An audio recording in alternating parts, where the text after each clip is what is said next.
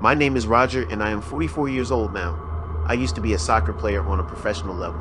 I even played in Europe for a while. I was smart and responsible enough to save and invest enough money so that I could have a comfortable life after retirement, which in this kind of job happens very soon. I kicked my last official ball when I was 41. This was only 1 year after me and my wife got divorced. We were happy enough, but sometimes things end when they end. Plus, we had a son, Andy. Since I was retiring so young and my wife, Phoebe, who was only 32, still had many plans and goals to pursue in life, it was decided that Andy would live with me. In spite of the usual visitations and vacations with his mother, etc., the usual deal. I had money, I was young enough, and I was retired. But I had a son and I was going to raise him, at least for the most part, by myself. Andy was 9 years old by that time. Back then, we lived in an apartment, big and pleasant enough, but I thought that it was time to move on, leave the past behind. Me and my son needed new memories, and what better place to start another chapter than in a new house. After a couple months of searching, we finally found a house that pleased us both, father and son. It had 2 floors and it was close to the beach.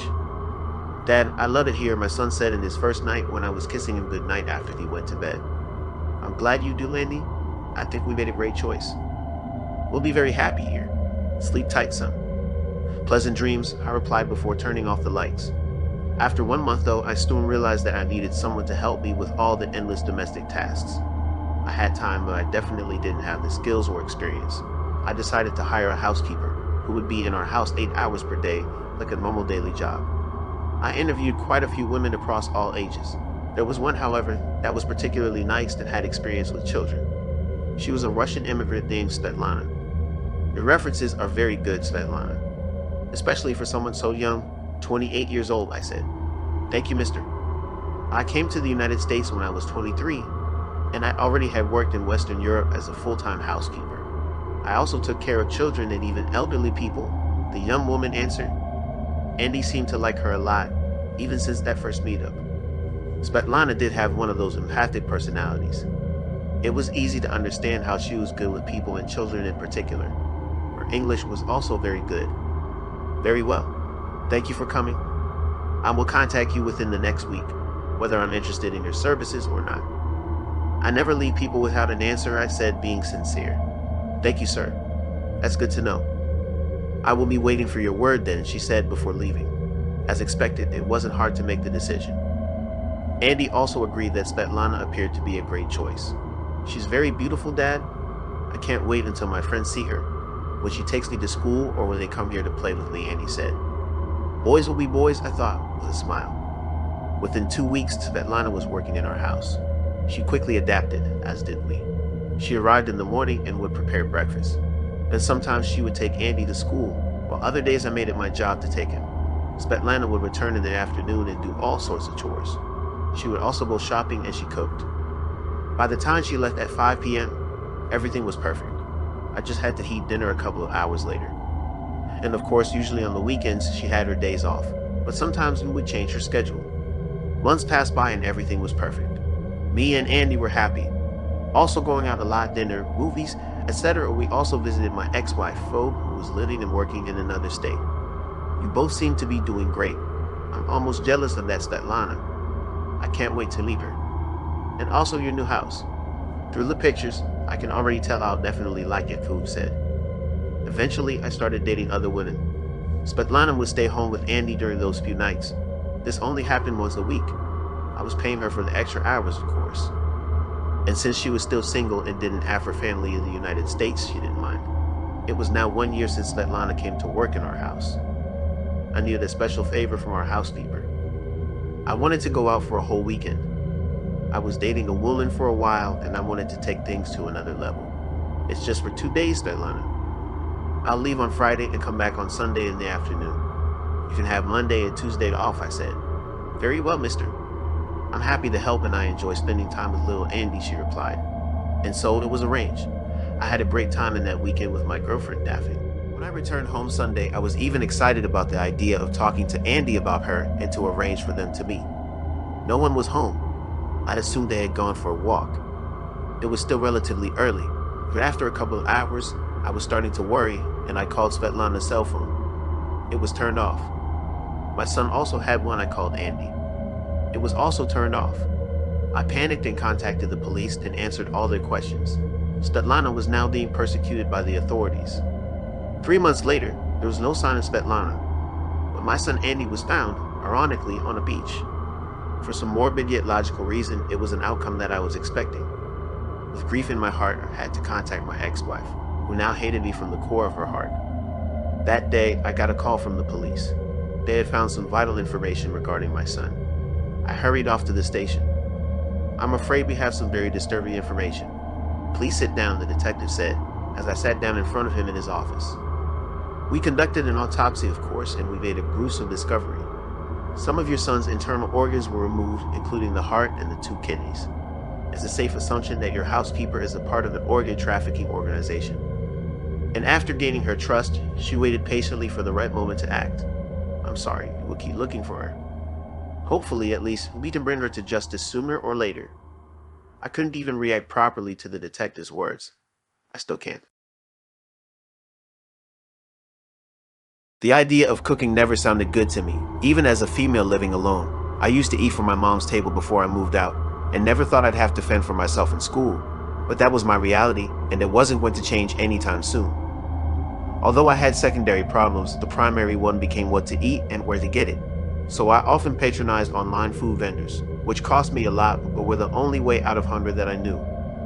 Earlier in the morning of my 18th birthday, I had organized a party in my house after school, and my clique of friends had advised me to cook something, contradictory to my plan of just getting alcohol and snacks for the night. Unfortunately, they weren't around to help me cook something, so I was only able to contact Marie, who promised to be there earlier to help cook.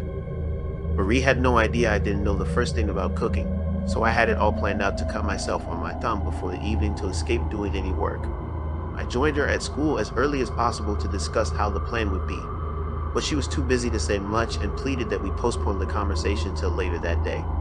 I spent major hours of the day bothering and scheming on how I wouldn't have to do anything but celebrate my birthday. Moreover, I had a plan B to order from the regular store where I got my food if things didn't work out with Marie. But it was just a plan B, so I didn't put any effort into checking if it would be available. "Casey," I heard someone call behind me as I walked down the hallway to the cafeteria. I turned around to see Jessica, an acquaintance I made last semester, but had somehow made her way into my contact list and often dropped by at my house. I guess she knew my secret because she never saw me cook and always commended my cooking, which I accepted without any explanation of how bad a cook I was. "Jessica." I waved at her as she joined me, and we walked the remaining turns to cafeteria. "Happy birthday." She cheered me on as she opened her arms for a hug, keeping me in her warm embrace, which smelled like donuts and butter. "Thank you, Jess," I answered as she opened her arms and held my hand, and we took our first turn towards the cafeteria. "I heard there'd be a party at your house tonight," she inquired, and I suddenly remembered I had forgotten to tell Jessica because of her absence from school on the school's political duty with other schools in neighboring cities. "Yeah, just friends. Would you come over? Of course," I urged on. "Oh great, it would have been sad if you didn't invite me," she chided. "I'm sorry I didn't tell you earlier. I forgot. And since you're here now, there's no reason to not want you there." We cackled and bumped each other with our shoulders. "Have you heard about David's mom's culinary school?" She began, and I suddenly remembered the real reason why I never trusted nor felt the vigor to inform her of my birthday party. She loved gossiping and was unrepentant about it. "I haven't. You should, since you're a great chef yourself and should be on par with her," Jessica jeered. "I've eaten her food and yours, and the difference is clear." "Oh really?" I raised a brow, feeling disgusted, but trapped in her enthusiastic voice on how good I was. "Of course, and the truth is it's one of the many reasons I'm so hyped about your birthday," Jessica blushed. "I can't stop thinking of it, and whenever I try the sweet savor of whatever you're going to cook threatens my taste bud." "That's enough poetry," I cackled, beginning to fear the reality of the situation. "There would be food," I affirmed with a shaky voice, hoping she would just quit the food talk and talk about something else, even football. I'd be more interested in that than cooking. "I'm glad to have known you, Cass," as she would often call me. "I come hungry as well," she finished, and completely cracked me up as we walked into the almost filled-up cafeteria. I was doomed to have to eat with her, when I suddenly spotted Marie and my other friends sitting around with a space reserved for me. "Excuse me," I said, and left her without hearing a reply to join Marie and my other friends. "Cassie," they called out as I approached them with my food at hand and joined them at the table. Before I was able to sit down, They began singing a birthday song that suddenly echoed around the cafeteria. At this point, my fear intensified, because the more people knew about my birthday, the more people at my house, which means cooking is now a priority. I went home hurriedly after school to get ready for the party later that night, and when everything was set, I called Marie. But mysteriously, her phone wasn't going through. I kept calling with beads of sweat forming all over my body. I quickly hopped on Plan B and called my food vendor to deliver 50 packs of different foods in their store. But I realized the world was against me when they hung up on me, claiming they were too busy. I sat depressed and sad. While I scrolled through my phone thinking of who to call next, I came across a food delivery app that I had downloaded months ago. And since it was an apartment and they had a package plan ready for 50 people in their plan, I made an order and it arrived promptly. My secret was saved by this food app, and there was no way I could show enough gratitude as I separated it into dishes, and friends started trooping in for the long-awaited party of the month. An hour into the party, everyone was merry, and the food had been set, so everyone joined in and quickly dug into the food from the serve-yourself tray. It was all going so well, until I suddenly heard about someone slumping in the toilet while defecating. We quickly rushed him out to an ambulance waiting, and returned to the party, though everyone was worried about him. We had barely spent 10 minutes after the ambulance left when people began slumping and fainting without anyone to help. Within 30 minutes, everyone was on the floor looking sick and lifeless, like someone was watching. Before I could call the police, they had arrived and arrested me. I learned from the prison that over 20 people died of food poisoning on that day, and many had serious injuries in their lungs and liver. In conclusion, only Jessica, Marie, and I survived the food poisoning, and both of them were at the party, but I didn't see them. What's more, an investigation found that the food app I'd ordered from never existed.